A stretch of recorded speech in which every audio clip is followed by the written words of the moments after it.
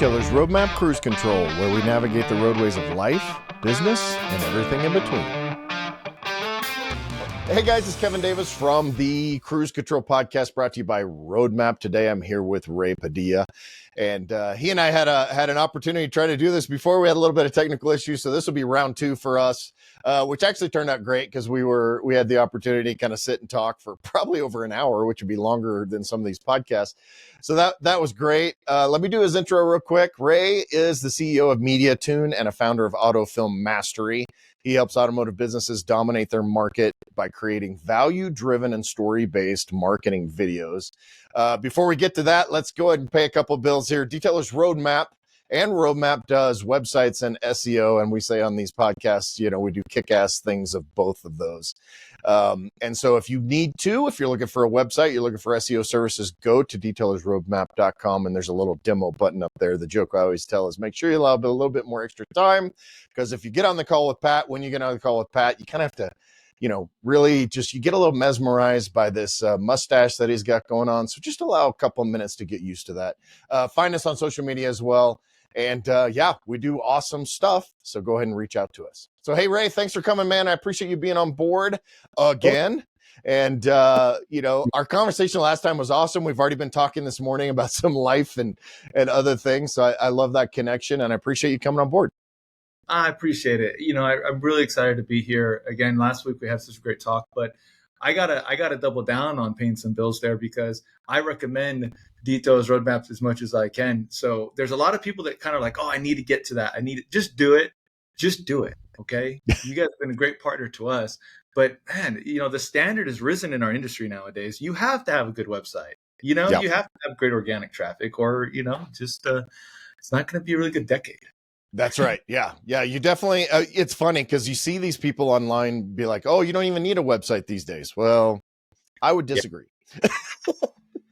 Depends on their goals. Hey, some people want to be small, by all means. I mean, I'm a marketer, I'm a business strategist, and it all depends on your goals. Like, we can have a great one-man army campaign. I think that's there's some guys, there's somebody that I met one time or heard of that travels for a living as a window tinter. The dude's on the beach all the time. I mean, that's amazing. I'll do that. I mean, dude, what a great, if you're, that vagabonding lifestyle, right? Like what's funny is usually you're like, oh, I'm a barista. I kind of work on the beach or whatever. I don't think I've ever heard of a traveling vagabond tinter. That's super cool for sure. So, hey, tell me, so one of the things I always ask about on this podcast is detailing / tent / media backstory, right? Like, we want that superhero backstory so we can get to know you, how you got to where you are. You're a pretty young guy, and you've accomplished a lot, in your 28 years, which is super cool, to be able to be where you are at this point. So, hey, go ahead and give that to us. Share with us that backstory, and so we can kind of get to know you a little bit better. I was wondering who's going to let the cat out the bag one of these years, and you finally did it. Nobody knows. Nobody knows how old I am. Do I need to edit that out and say 38? You've done so much. We're not editing anything. We're keeping everything in. I love that. I know I'm going to get a bunch of comments and DMs and text. That's going to be fun. That's good. Thank you for that. That's awesome. I got a side story about that. I've got a friend of mine who he's kind of famous in the automotive industry, and he changed his name at some point. So he has kind of this stage name, and literally no one knows his real name. Like, probably like his mom and a few other people. And I married him. Like, I officiated his wedding. No. And so I had to see his real name as part of the marriage certificate and stuff. And I'm like, all right, now I got blackmail for the rest of your life on this thing. So that's pretty cool. You appreciate it. I know you're a man of many talents and brands and accomplishments yourself. I mean, has anybody flipped the script and asked you who you are and your background on your podcast? We have not done that. We do need to do a kind of a interview the interviewer kind of thing at some point. I had a great conversation with you last week about it. I'm planting that seed. So the next guy who interviews you, the next person that watches this, make sure you do that. We'll have you on. We'll reverse roles. We'll have you back. We'll reverse roles a little bit. Let you interview me. There you go. Well, to answer your question, I was born and raised in San Jose, California, Silicon Valley. Didn't know what Silicon Valley was growing up. Trust me, I have humble means, just like a lot of us in the industry. But started working real hard. Started working hard young. Had a lot of responsibilities put on my plate at a young age. So I had to rise to the occasion, right? And at some point, I was doing really well in my career. I decided, hey, I need to move out of my hometown and just go for it. I'm going to start a business. If I don't do it, I've always been business savvy. I wanted to go to college for it. Until you find out college doesn't teach you enough about business in the time or anything really. So I was one of those case studies, but I took that risk. And in 2018, really we launched in 2019, right? That's when we decided to start this local marketing company. And we started off doing Facebook advertising, and the hardest traffic to master, because that's cold traffic. I mean, how do you take somebody from knowing nothing, wanting nothing, to wanting it all, right? Like cold traffic, has never heard of you before.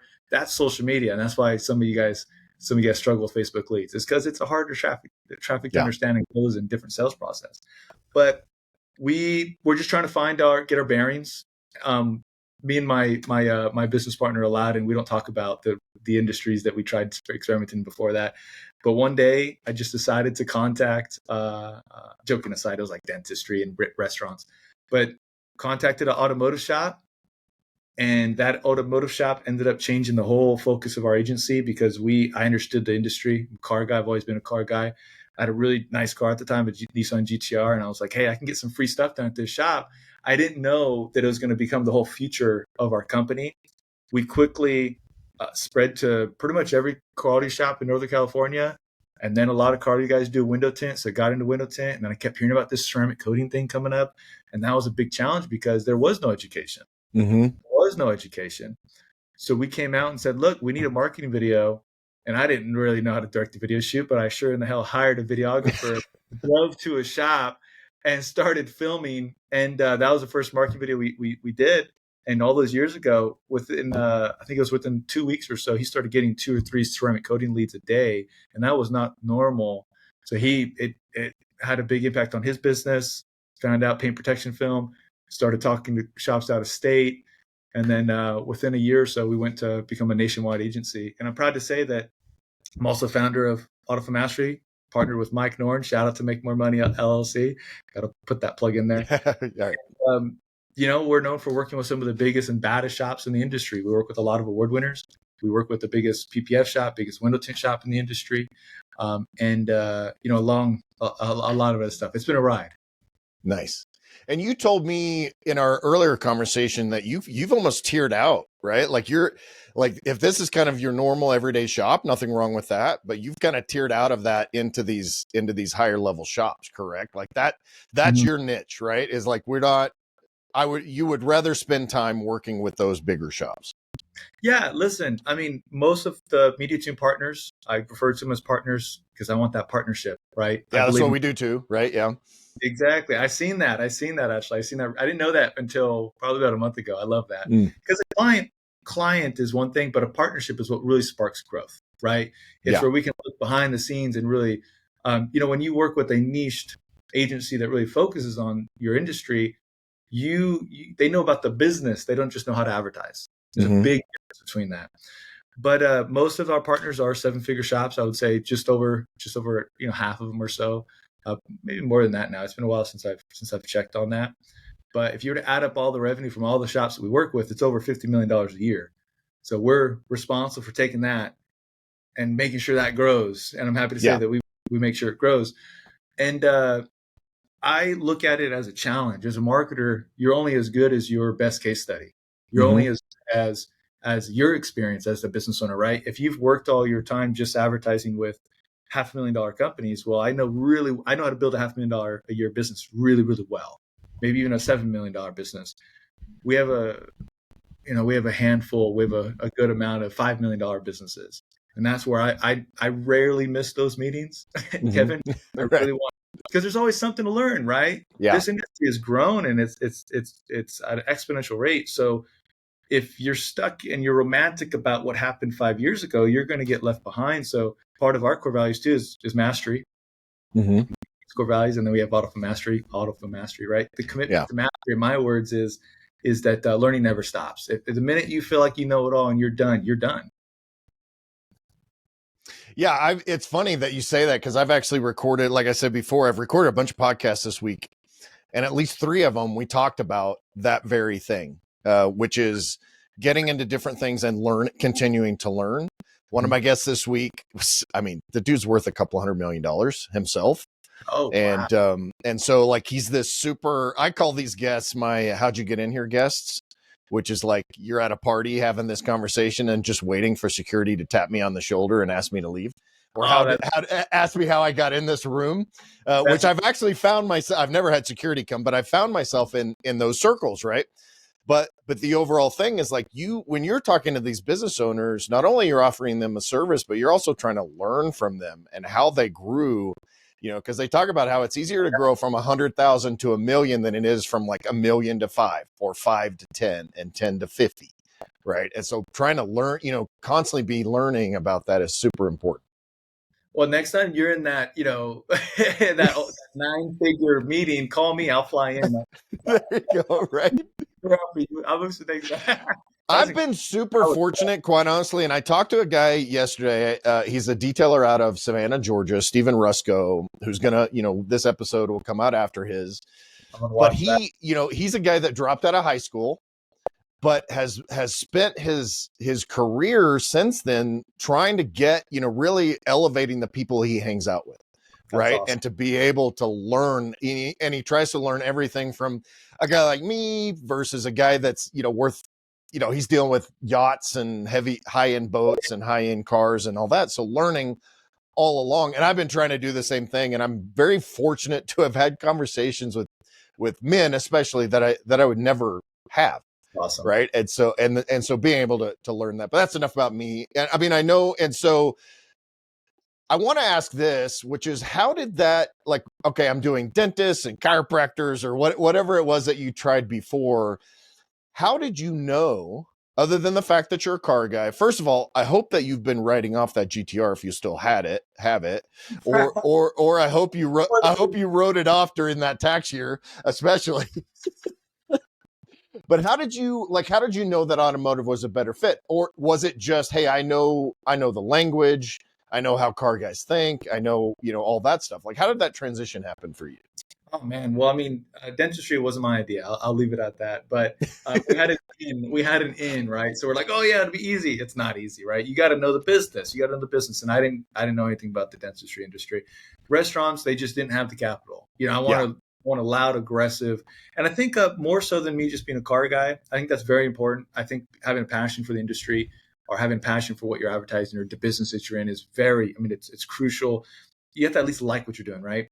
Mm-hmm. But I've always built my career off of selling expensive shit, Kevin. I mean, I've always sold and advertised big ticket items. And if you think about what we focus on, PPF's #1, ceramic coating, window tint, right? I mean, even with window tint, I'm trying to get ceramic window tint. I focus on what does it take to increase the average ticket. And that's more than marketing can do. That's half the battles is getting the attention. The other half is knowing what to do when you have the attention on the sales side. Yeah. So I spend every day of my life focusing on the sales and marketing aspect. I'll take on, a shop or so a month and coach them in sales.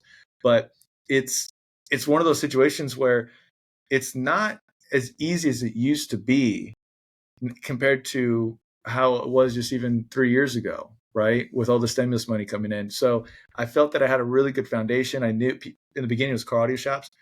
I knew what it took to sell $1,000 products. Mm-hmm. And I applied my knowledge and the marketing knowledge and the principles. My first marketing job was when I was 19, I think it was. Print advertising too. They have you knocking on these Silicon Valley. Oh, man. Yeah, it goes way back. Trust me. But I wanted to sell big ticket items. I knew that was going to have a better impact on those businesses and those shop owners. At the same time, that's just what I've always focused on. Yeah. And so, I mean, so what is the average tent? I'm curious because I'm not in the tent world. No pun intended, but I'm not in the tent industry. What's the average ticket price what is the normal average versus what is the average that you're trying to get these shops to? This episode is brought to you by Detailer's Roadmap. Hey, spoiler alert, that's us. We all know you need a kick-ass website in order to be successful with your business. The good news is at Detailer's Roadmap, kick-ass websites. That's kind of what we do. With the latest performance, designs, and SEO strategies, Detailer's Roadmap is your one-stop shop to be successful on the web. And don't forget, we have the best support team in the industry. Whether you're an existing partner looking to improve your lead generation or you need a brand new website, Detailer's Roadmap is here to help you be successful on the web. So go to detailersroadmap.com/success and get started today. That's detailersroadmap.com/SUCCESS. It's all over the board. It really is. This is a really good talking point because I've had this conversation today. You know, the $99 tint customer, the $200 tint customer, it's easy. It's easy to get, right? So how do you take them from a $200 to $5 or $7 or $1,000 customer like some of these big PPF businesses, big PPF shops get, right? It's not as simple as people think it is. And a lot of times when they come to a marketing company, and I'm sure that you guys might see this on your side, like, oh, I only want ceramics. I only want ceramics. I only want new car owners, right? Well, you can't just take that at face value and say, sure, let me just target those people, because there's a, like, what's a marketing channel? What does the traffic do when they're on that marketing channel and that marketing platform? And then what do you have to do on the sales side to really make sure that you can set yourself up for that customer, right? It's the difference in your customer's value journey, your customer's experience. If I go and I launch an advertisement campaign, and I don't care who it is, half of those customers are going to be used cars. Mm-hmm. I know that makes a big PPF shop that always has 90, 100% of their customers are new car owners. That makes their skin crawl. That was a conversation I had today, because they're like, "What do you mean I have to deal with 10-year-old cars?" That's the business model. So Dude, I think the average car right now is like $42,000. Like, people have to keep their cars longer. And I'm a guy that I've got a Yukon Denali 2007 out here that's got 285,000 miles on it. So I'm a guy that keeps his car like, and then we have a 2021 Grand Cherokee, but like, people almost have to, they're willing to spend now, because there's a big difference between spending $1,000 on, redoing this 10-year-old, 9-year-old vehicle versus a $1,200 car payment in order to get a newer one, right?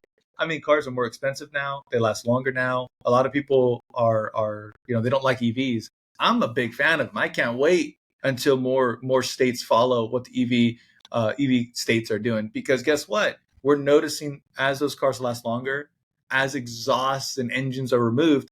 Well, on the automotive film side, we're loving it, because and I don't think a lot of shops realize this, because they have less ways to customize their car now. How do you get your enthusiast fix? Like, how do you personalize your car now? Well, film, and film.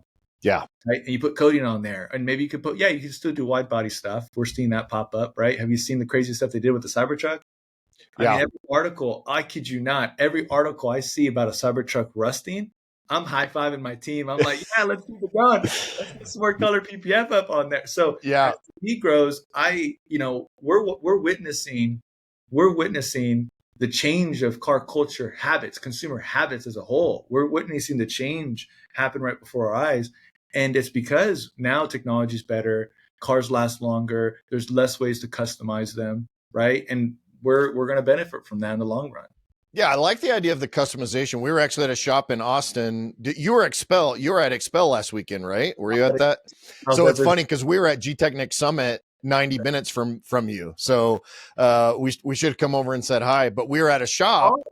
Yeah, we were dude, I didn't think of it. Actually, what's funny is I was like, damn it, Ray, because we were wanting to go over and talk to some of the guys at Expel, but all that to be said, we were at a shop in Austin that had just color change wrapped a Cybertruck, and it looks so much better. And that's always the complaint about some of the Teslas, right? Like, literally, you get like 4 colors, right? Or 4 or 5 colors, unless you want to spend out. And do they even offer custom colors? I know some of the other OEMs do, but I don't think Tesla really offers that. I'm not too sure yet. Yeah. Yeah. So like, you go out and, like, especially where you live, it's like, hey, which white Tesla am I, like, which one is mine? Because there's like 50 of them in the mall parking lot. And so to your point, doing film is the only way to customize and to get something that's unique to yourself. And so, dude, what a huge opportunity. It is. And, that's just one company that decided to do the stainless option with no paint on a car. What happens Yeah. if a second? What if that becomes a mini trend, not even a major trend? What does that do for the industry? What does that do when there's, tens of thousands of these vehicles shipped out every year, every month, if it gets to that quickness? And, again, I like to look down the line. History repeats itself, right? Mm-hmm. This thing called the Model T. At one point, that was the only thing on the road. Right now, guess what? The main EV you see on the road is a Tesla, Yeah. right? So I'm not saying that that's going to come there, but call me a delusional optimist. But what if one day we are in a situation where there's a triple the amount of people who get film on their cars, it triples. Yeah. What if that triples because of some of the trends that we're seeing right now? Yeah.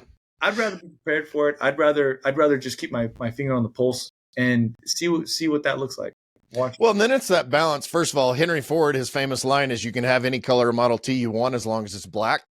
Yeah, I love that. That was his line. And so Elon is, "You can have any color as long as it's white, maroon, blue, or black." You get those four colors.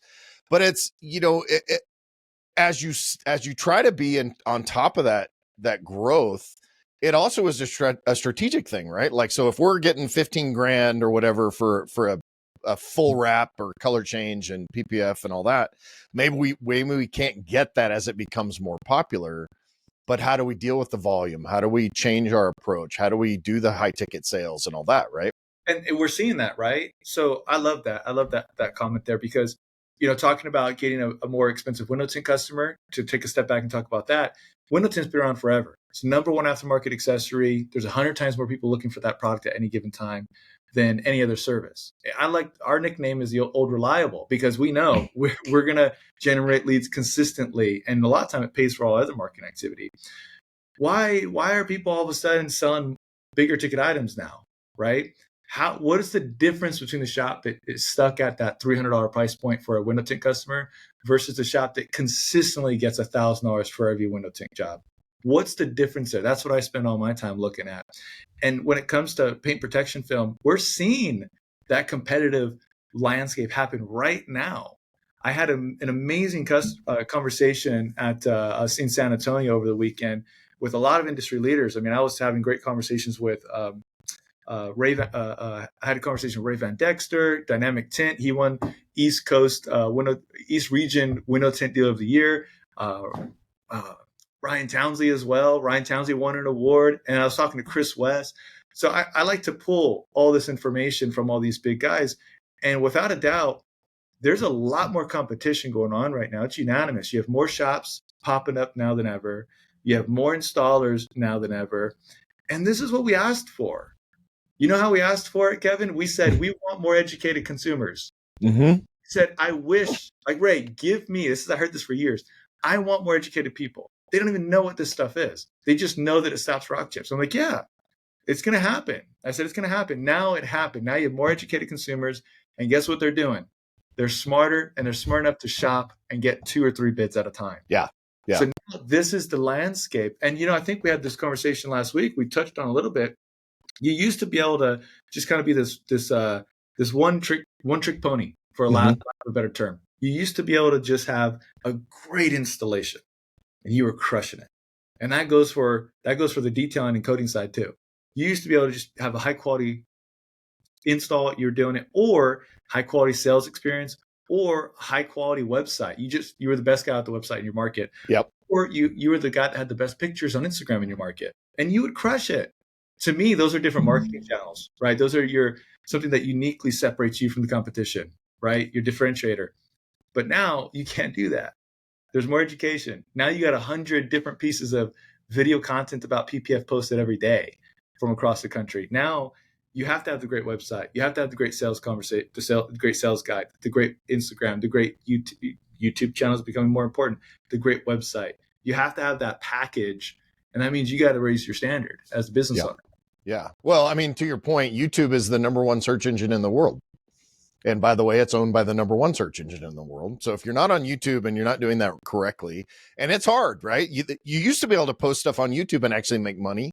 And yep. I'm friends with a bunch of guys that was their whole business, and they were making a metric buttload of money from that. And then all of a sudden, YouTube said, oh, by the way, we're going to cut that to like 10% of what it was last year. Right. And so, so you couldn't do that, but you can use it as a marketing channel to drive sales for you. The one thing you touched on, and I know you said that you take clients for this, which is, I think most people, especially small business owners, don't know how to sell at all. Right. Like they can get all the traffic in the world, but if you don't know how to sell, and back in the day, I'm quite a bit older than you. Back in the day, we actually took courses for solution selling. Right. There was actually this whole program called solution selling. Right. And it literally was not selling a product, but it's selling the solution, which is what now is the foundation for all sales. Mm-hmm. It's like, what is the pain point that we need to address? And how does my service and product solve those problems for the customer? Right. So how do we educate? Like, because, with your efforts can bring in leads and qualified leads, but that doesn't mean that those leads become customers, even if they're pre-qualified. Oh yeah. This conversation happens kind of often, a little bit more than it should. We'll generate 10 brand new vehicle leads for somebody. None of those new vehicle owners sign up. It's the leads though. It's the leads. No, there's something else that's going on there. I'm just lucky enough to have great partners that are open-minded, so that to the point where we can collaborate, right? Mm-hmm. One thing that is a big brick wall in the sales conversation is when there's too much ego and too much pride there, right? You just got to know that you don't know it all. The guys that are constantly picking the brains of the best in the industry, those are the guys that never stop growing. Those are the guys that come back every year, and they're better, they're bigger, they're faster, they're stronger, right? I think Mike Norton, shout out to Mike. He just won, the Texas market. He's the dealer of the year for all of Texas. And that's incredible. We're sitting in the crowd, just sitting there, and all of a sudden they say, auto film specialist. And we look at Mike, why did you tell us? You didn't know? No, they didn't tell me. So I'm pointing him out because, he never stops learning. When I first met Mike, he was flying to different shops, teaching those big shops teaching their installers how to install film. But he would always go to dinner with the business owner afterwards and pick their brain. Yeah. Right? I've done the same thing on the marketing side. I want to actively, and I tell everybody, I want to work with the best of the best because it challenges me. I want to see how far we can take this thing. So if that's in place, then, if you have that mindset, then you can really become a black belt in sales, and you can really take advantage of what is happening right now, because part of that evolution of the industry is that, again, the standard has risen. If you're in any other industry besides ours, you cannot exist without a follow-up strategy. You cannot exist without a CRM. Mm-hmm. Don't even come to the table if you're not willing to spend quality time on a phone call and you're just tracking. If you're the guy that says, man, I got off that call and made a sale in 5 minutes, I'm worried about you. I'm saying, dude, I spent an hour on the phone with that guy. You have no idea. And I closed it. I didn't, I'm not saying spend an hour. Don't get me wrong. But unless it's a $25,000 times 10 vehicle wrap job, right? Spend as long as it takes. Exactly. So it's about building rapport. It's about asking opening questions, not going in for a close right away, and it's not rushing people off the phone. It's actually having a real consultative conversation. You were talking about solution sales, I believe it's what you call it. Yep. Is that kind of similar to a consultative approach? Yeah, pretty much. Basically, solution selling is just you're selling the solution that you have to meet the needs and the pain points, which is a whole marketing term, right? We need to know what the pain points are so we can put our salve on the pain, right? Our salve is the customer's car's too hot, right? Or their dash, they don't want their dash to crack or any of that kind of stuff. So that's tint, right? And ceramic tint is even better. And then, or rock chips, or they want to look good in their neighborhood or whatever. Those are all the pain points that in that part of the industry that we're dealing with. And so, you can feel free to go into this, but what is that that sales conversation supposed to look like? Because a lot of times what it is, right? This is the typical sales conversation. Hi, Mr. Johnson, thanks for coming in. Here are my packages. I start at $199 and I go up to $12.99. Would you like to sign up? right? Like that's, Right. we've not asked Mr. Johnson anything about his car, anything about his lifestyle, any of that kind of stuff, right? Or the other version of that is just a small change at the end where they say the price and then they don't say anything after that. Yeah, they forget to ask for the sale at all. They don't ask for the sale at all. And, you know, I used to give people the option of what type of closing technique. And I said, forget it. I'm just going to tell you to do the calendar close. Like, it's the simplest thing. Hey, I got a spot open next week on Tuesday. It's the first time I can take you. If not, it's going to be about a week out. Yeah. That, you know, that is a subtle way that takes kind of some of the pressure off people. But to go back into what you said and some of those steps, it's, you know, you do have to be a little bit flexible and work with that person based off of their habits. But the number one thing that I see that people don't do, and especially in big ticket sales and trying to get the biggest possible ticket, is they just don't build any value. They don't build any value at all. And to build value, you do have to build a little bit of rapport with people. So in the beginning, break the ice. This happens in seconds. I usually say there's like 7 or 8 steps to a full, great, high quality consultative sales approach. That it begins with just breaking the ice. Show them that you're in a good mood. Show them that you're not just a salesperson and they're just not another number, right? Crack a joke. I'm actually flying out to interview somebody in, I'm gonna put them out there. It's Art to Shine in Concord, California. They've grown immensely over the past 2-3 years. I mean, now they're well into the 7 figures. And, you know, that wasn't the case 2-3 years ago, but I'm talking to him about sales. I want to get some golden nuggets from him to give that to some of our partners. And, you know, I was just talking to him about this yesterday. I said, like, I want to talk about building rapport. I want to talk about having that sales driven, not a sales driven conversation, but that consultative driven conversation. Yep. And he goes, yeah, just start cracking jokes or ask them, show that you're interested in the car. What specs did you get? Why'd you pick that color? How long did they make you wait for the car? Right. Breaking the ice shows that you're human. And then you got to get into a needs assessment. Where's the need? What is a needs assessment? You just got to ask great questions. Yeah. And it's not something that should change at all the time. My favorite PPF questions is this your first time getting paint protection film? That's probably an important question to ask early on. If they've never had it before, you know that they probably are educated with 10 minutes of researching on Google. Yep. They did just enough so they sound informed, right? They watched one YouTube video, but we know that they don't have enough information. Right. So that call is going to be longer if they've never purchased paint protection film before, because you have to build value on the install, the products. You have to make sure they know about the warranty, make sure that they really have a high belief level that this thing will.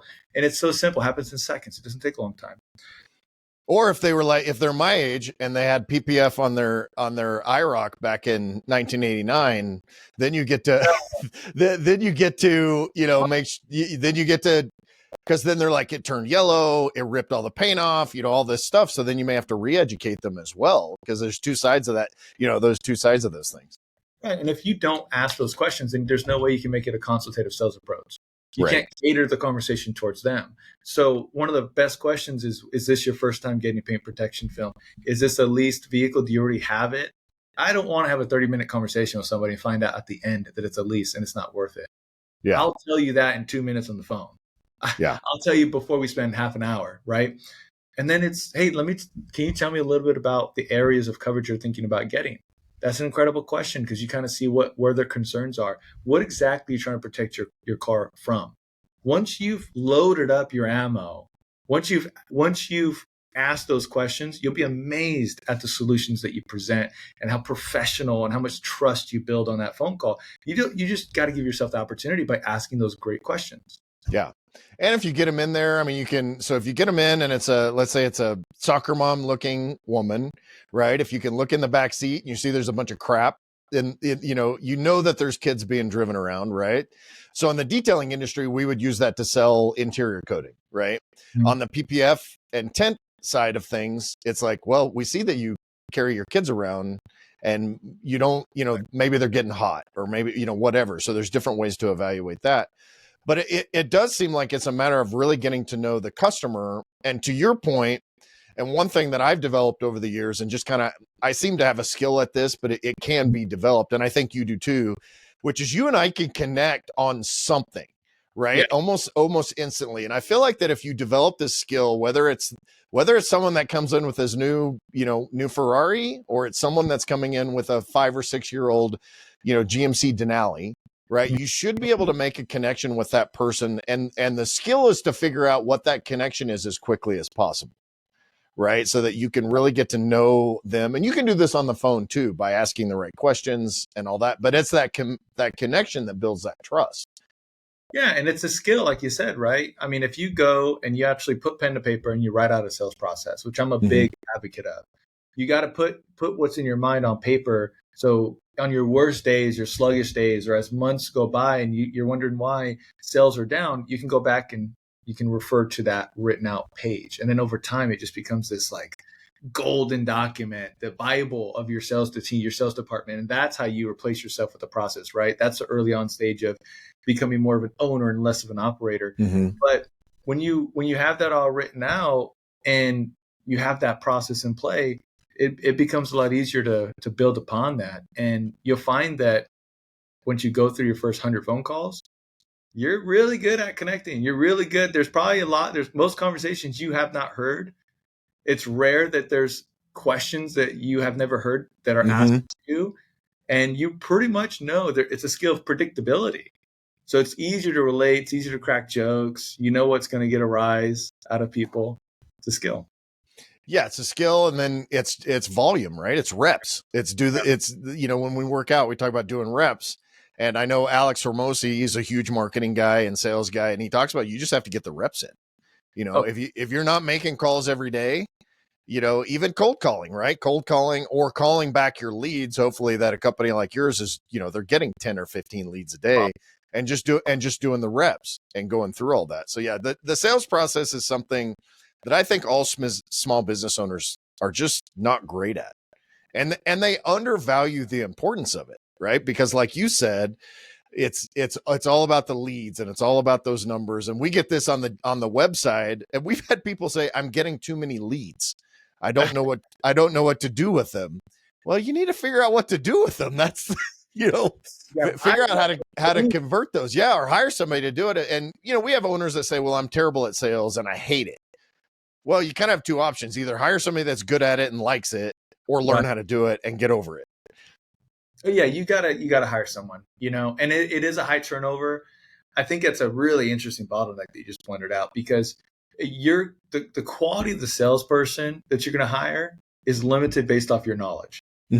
Right? The quality of a salesperson that you're going to train is limited by your knowledge. So it's kind of a dichotomy, right? One thing I always prep people, and I'd like to encourage the audience to know, is like, there's a high turnover rate in sales. Yeah. Right? It takes a minute to find that great person, but there's two things in your business that you can do that will have exponential growth and explosive results. And that's hiring a great marketer or hiring a great sales guy. Yeah. It's one of those two things. Like, there's nothing that really makes a bigger impact on your bottom line in a shorter period of time. I mean, yes, another installer, you can't grow without a great installer, but a great sales guy, that's hard to beat. I usually recommend give them 30 days, and if they're not closing anything, then that's kind of a sign.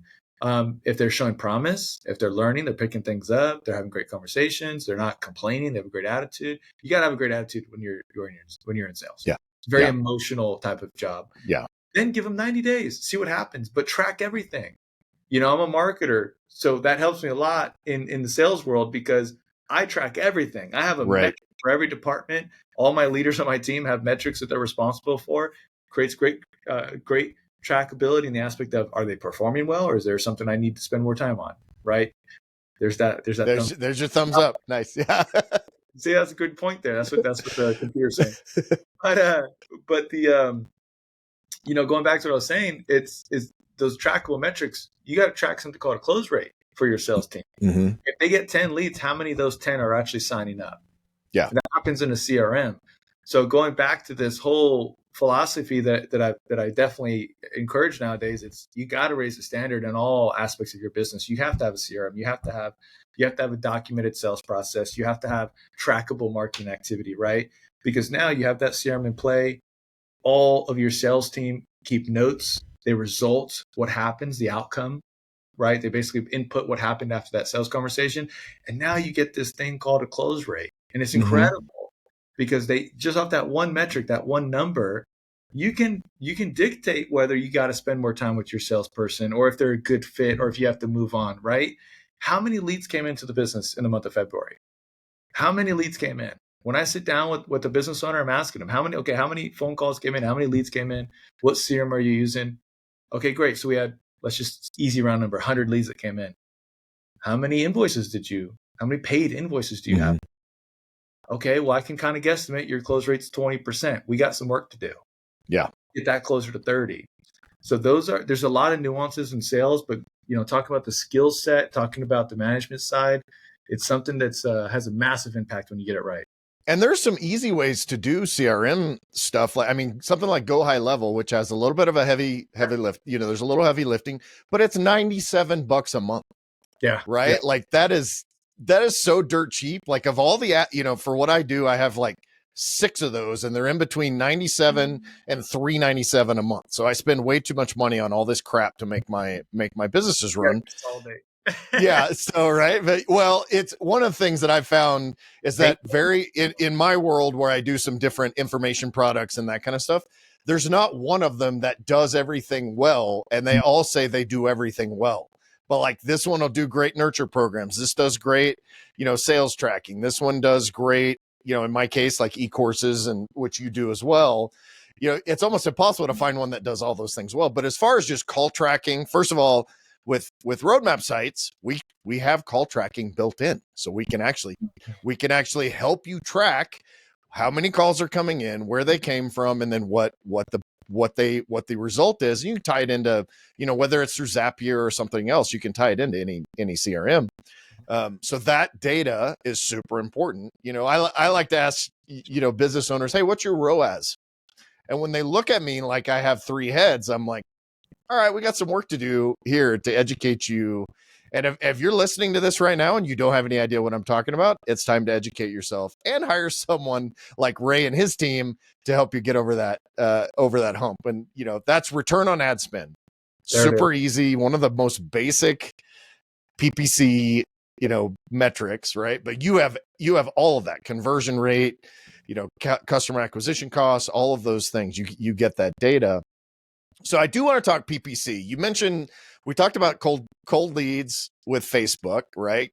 Facebook is one of the I do also resale sales on the web, product sales, hard products, and man, I'm waiting for COVID 24. I'm hoping that comes out soon.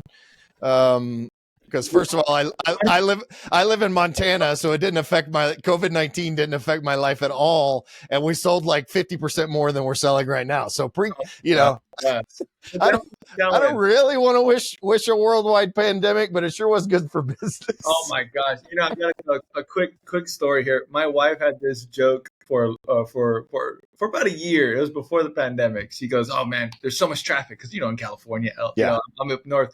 It's horrible. If you have not been in California traffic, you don't know what traffic is unless you're in New York. I get it. I've been there too. But she made this joke one time and never let her live it down. And it was, man, this world needs a pandemic. There's too many people.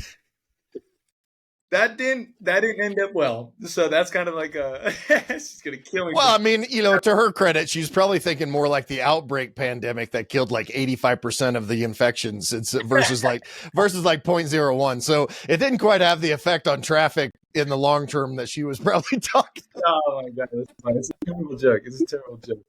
But talk to me about that, like how are we converting, right? Because we actually did a presentation over the weekend. We're talking about the average statistics on Facebook stuff, which is like 2.5 to 4 point something on conversion rate. And we're talking about service-based stuff. How are you guys maximizing that? And being someone that does that all the time, you guys do targeting and testing and A, B, C, D testing, right? Like you're always testing and spending your own money on your own things. How does that fit into the global scale of what we're trying to do as marketing? We talk about the website being a tool, right? PPC is another tool. Your sales process is another tool. SEO is another tool. Exactly. So how does that work out in terms of PPC and what you're recommending, what people spend, all that? Well, I think it's important to put in context that the goal is always to have multiple marketing channels, right? And you got to know where you're making your money. So if you look at each tool, okay, well, how many leads came in from that tool? Okay, great. What was my profit from that? Okay, can I get another tool that's just as profitable? Can I get a third one? Can I get multiple marketing channels, right? That's the ultimate goal, because now it removes emotion Mm-hmm. from everything. And numbers don't lie. You know Right. what's working, you know what's not. You don't have to, I think it's working. You get rid of that conversation. I feel like it's doing good. You completely get rid of that once you have trackable metrics. And if Yep. there's someone out there telling you they can't track something like record phone calls, they're a load of BS, right? Right. There's very little that we can't track nowadays. Okay, the amount of pages of data is just incredible. But once you have multiple marketing channels, then you're going to find that there's a different sales approach for each one of those channels, and it's going to give you a different close rate. It's different across the board. And the way that what we call the media tune way is we've just had that unique opportunity to experiment with these advertisers all over the country. I mean, in every major market, and in some cases in different countries, like the UK. But This episode is brought to you by Detailer's Roadmap. Hey, spoiler alert, that's us. We all know you need a kick-ass website in order to be successful with your business. The good news is, at Detailer's Roadmap, kick-ass websites, that's kind of what we do. With the latest performance, designs, and SEO strategies, Detailer's Roadmap is your one-stop shop to be successful on the web. And don't forget, we have the best support team in the industry. Whether you're an existing partner looking to improve your lead generation or you need a brand new website, Detailer's Roadmap is here to help you be successful on the web. So go to detailersroadmap.com/success and get started today. That's detailersroadmap.com/SUCCESS. it's not a one size fits all solution. Sometimes there's a business that works really well does really well with Facebook advertising. Other times they hate it. They want to turn it off, and then vice versa with Google, with PPC, right? So you got to experiment. And when you look at what we do, we really dig deep into what that business owner is doing. How many installers do you have? How long have you been in business? Who's handling all the sales? Are you going on a phone call and then going back to an install? I want to know the business side so that we can try the best we can to partner a great marketing campaign with service. A lot of time people have these expectations like, oh, I just want paint protection film leads, right? That's something that comes to me every day. Well, it's a little tough. Sometimes it's not the right first move. Sometimes we need to advertise a different service first because you have a better fit for that. Right? I'll give you window tint for an example. Window tint, I talked earlier about how you can generate leads so quickly from a window tint advertisement. Well, the thing about a window tint advertisement is, it generates a lot of leads, but you can't go pitch a $700,000 deal on a phone call every single time. You have to know the nature of that customer, and you have to know the sales process of that customer too. My recommendations, I'm just going to give it out here. My recommendations is you'll get daily lead flow from window tint, but you really got to make sure that you're willing to accept an entry point offer, which is a lower ticket item in that 2 minutes that they give you on the phone call. Window tint customers are fast. They want to be on and off the phone. It's not a scary service. They've bought it a half a dozen times or a dozen times, and everybody has in their mind that it's going to be $100, $200. I'll spend it. I'll go crazy and spend $250. Right? That's what they're thinking. So if you understand the consumer's habits and their patterns, well, then now we can come up with a strategy to overcome that. So what I recommend people to do, and this is what some of the great shops in the industry have done, is they become masters at the upsell in the shop. I believe that's where the ceramic coating market's going. I don't think the right time to upsell or try and get a big ticket item is on the phone. Because now with window tint customers, you got 2 minutes, maybe 5 minutes on the phone with a little bit more of an educated customer. How do you get some kind of commitment on that phone call? And there's two types of commitments, either time or money. Sometimes the commitment is just getting them to come to the shop. Now, when you're in the shop, nowadays you have to have that great showroom. You have to have the heat lamp demonstration. You have to know how to upsell in shop, because when they're in your environment, I mean, that's your environment. When they feel that heat go through that color stable dyed film, that cheap film, and then you switch it to ceramic, you're going to upsell probably 60, 70% of those customers. Yeah. But nobody has that actual process in play. They kind of wing it. Sometimes they'll try and upsell on the phone. They'll try, they won't build rapport. Maybe they don't ask any questions when they have those 2 minutes on the phone call with the customer. But if you ask the right questions, you kind of crack a joke and you invite them to come to the shop, or you say yes to doing the 2 front windows, right? Then you have a chance to turn that into a big ticket customer inside the shop. But there's some nuances you have to prepare for if you want to do that. So does that answer the question? I think Yeah, and I think even, when getting them in the shop is so critical anyway, because that's the only way you're going to see the vehicle, right? Like, so if you're bringing them in for those 2 front windows and they get there and you see their whole front end is rock chipped to hell, yep. right? Like, first of all, paint touch up, right? We want to do paint touch up on the front end, and then once we get that fixed, so that's an upsell service, Right. and then we want to put PPF on it, right? Like that's how. And again, it gets graduated, right? So we've got ceramic tint, we have paint touch up if that's something that's in your shop, or you farm it out to somebody else and have them come back. Then you start talking about PPF, and then you've got all of that upsell potential from just your basics, through the full thing. And so, but the only way to do that is to get them in the shop. You almost have to. And if you can, by running a $199 special PPC ad, and that gets the phone call, and then you have that process, right? Like, that's exactly how you do it. Right. And I mean, it's, to me as well, I want to go back to the question about the conversion rate, because you asked a really good question. I want to answer. By the way, I'm wearing Chris's favorite shirt, just to point out, if you're not watching this on YouTube, it says "Got Conversions," which my boss, Chris, absolutely hates this shirt, but I love it. I'm a fan. Which is part of the reason I like it, I think. But Got Conversions, like Got Milk, that's why he hates it. But that's it, right? Like, my whole objective is to convert. Like, that's the whole point of being in business, is I want to convert you as a customer from a non-customer into separating you from your money as quickly as possible and making you happy. But let's talk conversions, right? Yeah, let me answer the conversion question, because, with that context in play of making sure the sales process and the business model matches your marketing activity, well, now you can kind of look at the marketing channel. Let's say Facebook, Instagram first. Facebook owns Instagram, so it's kind of one and the same. Yeah. That lower conversion rate, 2 to 5%, that's absolutely accurate. You can work that up to probably a 10% conversion rate. Yeah. Yep. Especially if you have, again, trackable CRM and all that kind of stuff, right? So I'm just going to assume that everybody knows at this point, you have to have your CRM, you have to track, you have to know your numbers, right? And I'm talking paid advertising here. I'm not talking organic. I'm not talking about posting a video on your Facebook feed or Instagram Reels. I'm talking about creating a piece of content, putting money behind it, and putting that in front of a target audience. So when you look at Facebook and Instagram, it's very scalable. It's very loud. Dollar for dollar, Facebook versus Google, I can get in front of 10 times more people on Facebook in the same amount of time with the same budget. Facebook is just so louder, but it's a different type of tool with a different purpose, right? If you understand that those people are not searching for us and they're looking at, Aunt Susan while, they're looking at their cousin, they're looking at Billy Bob, scrolling through their phone, and then boom, you pop up. If you understand that customer's journey, then you'll come up with a better sales process. I tell people, don't commit to a Facebook campaign until you commit to at least following up 3 to 5 times. Yeah. The guys that love Facebook are the people who just hired a new salesperson and they're trying to keep them busy. I can keep that person real busy. They'll talk to people nonstop all day long, right? So again, it's part of the business model now, right? You just have to have enough experience to have that conversation.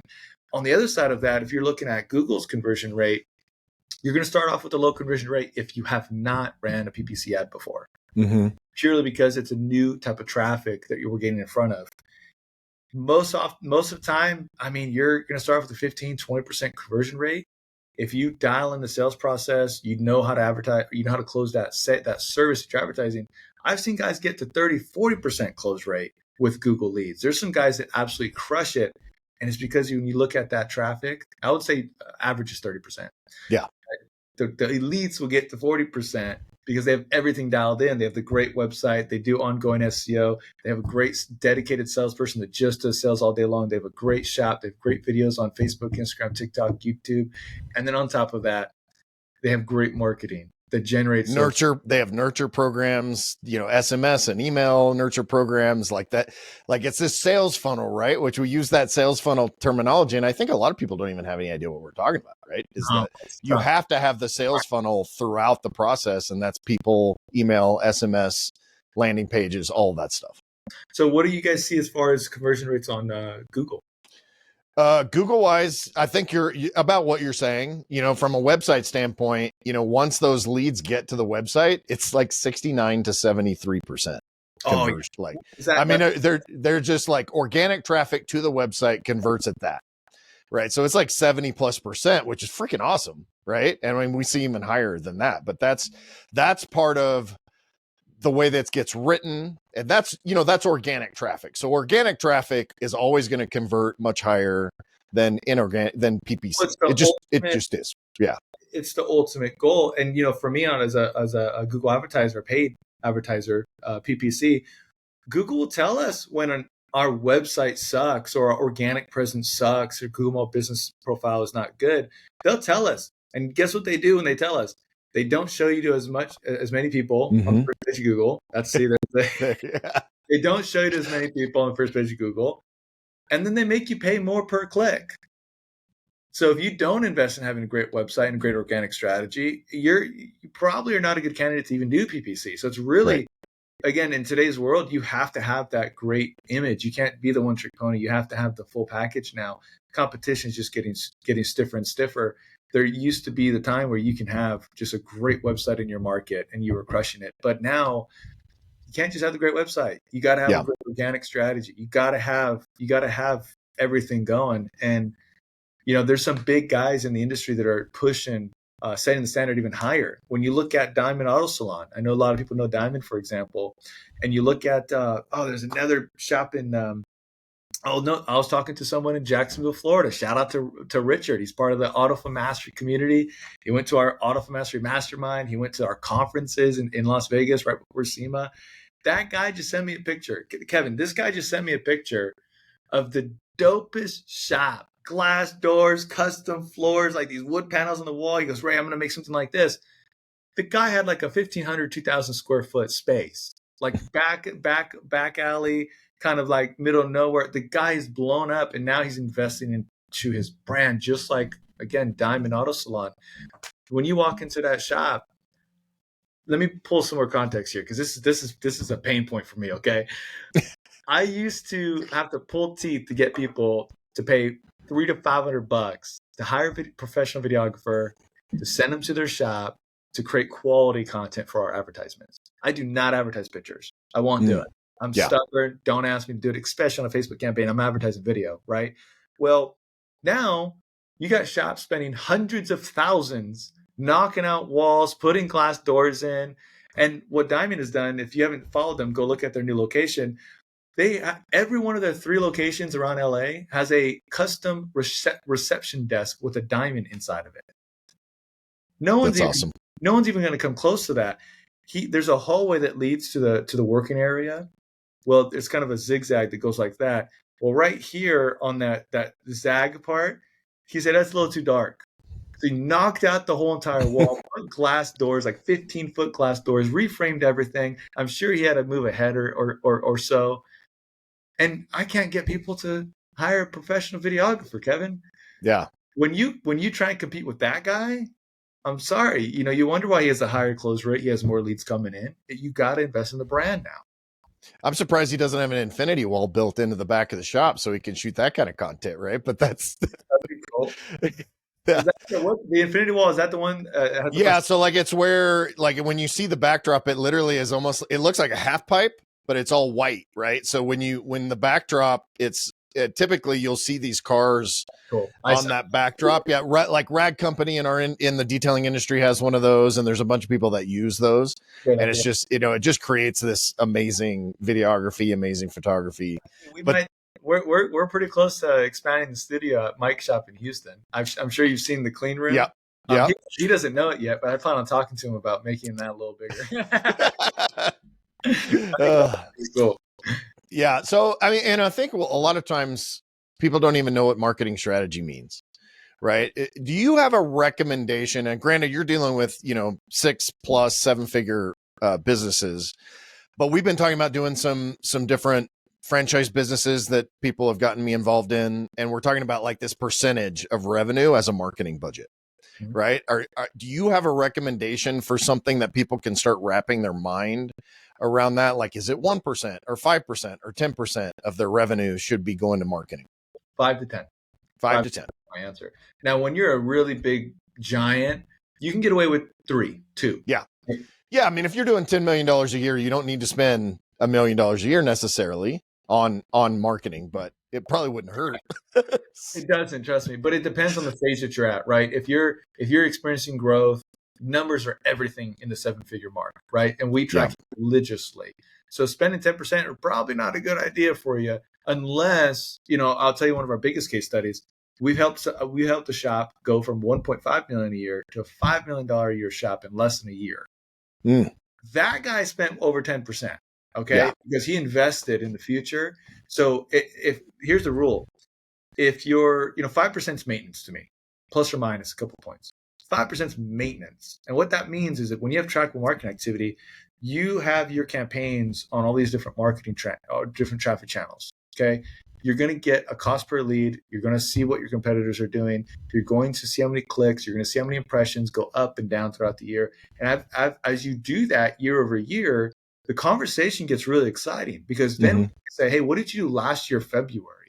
Oh, okay, cool. So the fact that we're a little bit slow right now, that's on pace. That makes sense, right? Yeah. It makes sense for our market, our place, our time, right? And then you get to prepare in advance. So I look at quarters. I plan quarterly. I get to look around the corner and say, okay, cool. So I know last year we crushed it in March. And for those of you who don't know, March is a great time to double down on your marketing activity because this is we're about to go into tax season. You get a lot of Teslas coming in. Tesla loves to push Teslas out the last month of the quarter, right? So we always see that in the numbers shows all over the country. But let me backtrack. What was I talking about there? You're talking about marketing strategy and marketing spend. So we're talking 5 or 10%. Okay. So that 5% is just maintenance. You're going to get your data from that. You're going to check temperature. It's like having multiple hooks out in the ocean and seeing what areas bite more often. So now you have your data. You notice I'm a data guy. Well, then that other side of things, the 10%, that's when you're ready to grow. That's when you're ready to grow. I really, I don't recommend going at 10% or above 10% of your. And just to just really make sure I'm crystal clear on that, we're talking about top line revenue here. Your gross revenue every single month. If you're doing 100,000 a month, well, 10,000 a month as a total marketing budget is kind of acceptable if this is my strategy. If you have a deadline on that, because there's a lot of ads. 10,000 a month. Don't spend that unless every dollar is tracked, right? But number two, you got to have a deadline on it. Maybe you had a new hire. You want to keep them busy. That new hire is supposed to increase revenue every month. Great. That 10% doesn't stay at 10%. Now it goes down to 7. Or maybe you have a new location. I've seen guys go bananas with new locations, right? Because you're trying to make up for time. You're trying to get these people busy. You have a goal. So the deadline is maybe I'm doing 100,000 a month. There's a reason and there's a great strategy that I feel that I can get to 125,000 a month. Then it makes sense, but you got to have an agreed upon deadline. If everything's trackable, we can revisit that every week, every 2 weeks, and we can say, look, it's working or it's not working out. We need to, trim the fat. Let's cut the cord here. That beast. Yeah. And there's another component to this data, right? You have to know your numbers throughout because there's a lot of shops that will go from 1 million to 5 million and their margins go, in the tank. Right. Like they're actually making the same or not, like they just, 5x their revenue, but they only 1x'd their profit. Right. So that's not what you want necessarily. So you got to know your numbers completely as your business, because if you know your marketing numbers, but you don't know the rest of your numbers, you don't have anything to evaluate. And if numbers are not your thing, if you're not a numbers person, I just want to kind of serve your audience as best I can. You just hire the accountant, hire the bookkeeper, get a P&L done. It's vital. You reach a certain point where you will not grow unless you know your numbers, you know what your marketing spend is, you know what your labor is, you know what your overhead is. It's crucial. Yeah. I'm admittedly not the greatest bookkeeper in the world, but I'm in the process of hiring a new guy, a new company that I really like. And he's kind of a fractional CFO. So he helps me with strategy, growth, and all that. But he's got about a year's worth of stuff to clean up on me. And so he's like, well, here's what it's going to cost. It's X number of dollars a month times this many months. And I'm like, that's a big bill. But yeah, it's got to be done, right? So because then moving forward, I know it's 100%. I don't even have to worry about it. I go into my little dashboard, I can see all that stuff, and then be able to use that for growth. So there's no substitute for having somebody. Fun fact here, I just recently became acquainted with Ryan Townsley. Those who don't know Ryan Townsley, the biggest shop in the United States, 55,000 square foot shop.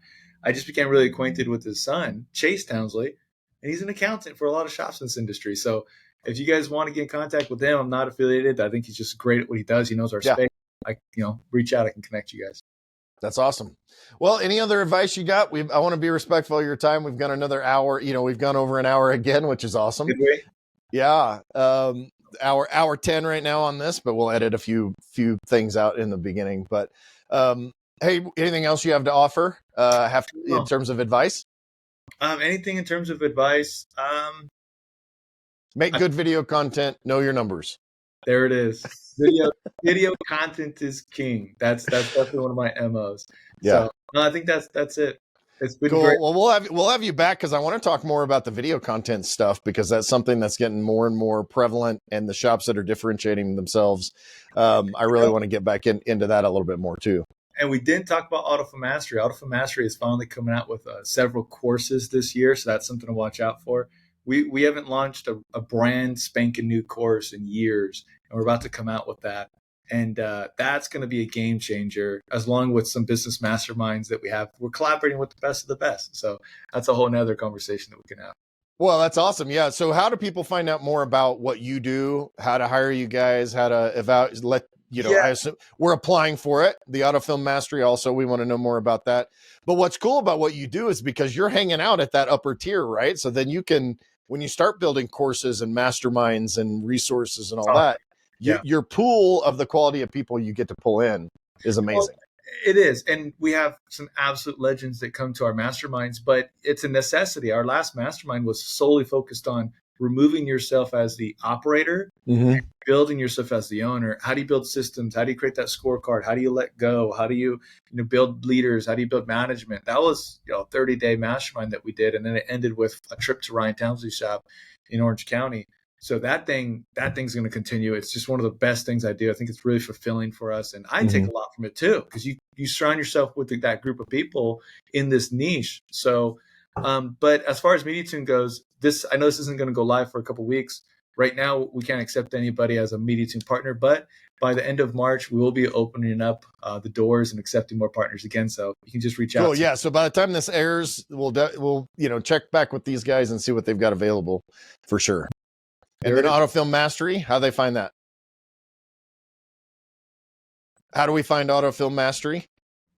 AutoFilm Mastery, I would recommend subscribing to our email list, autofilmmastery.com, themediatune.com, and autofilmmastery.com. We were religious on email. We're going to announce something pretty exciting pretty soon. Actually, about 2 or 3 different things pretty soon over email. So I'd look out for those notifications. Yeah, amazing that you have a genuine nurture program for your AutoFilm Mastery group. Yeah. We're actually taking it to the next level. And also, there's going to be a lot of cool stuff on our YouTube channel that's going to be popping up. But you'll know more about that before they do. Yeah. Awesome. Well, yeah, these guys, Bray, I really appreciate it. You got a ton to offer. I'm super excited on what you're doing in the industry and for all these business owners for sure. Hey, if you're looking for a website, we talked about websites, we talked about SEO, we talked about all these different things. Make sure you reach out to detailersroadmap.com and book a demo. Find us also on all of the socials, Detailers Roadmap. Thanks, Ray, man. I appreciate you a ton. I hope you have a great rest of your day. I'll see you real soon, man. Head over to detailersroadmap.com and get your one-stop success solution today.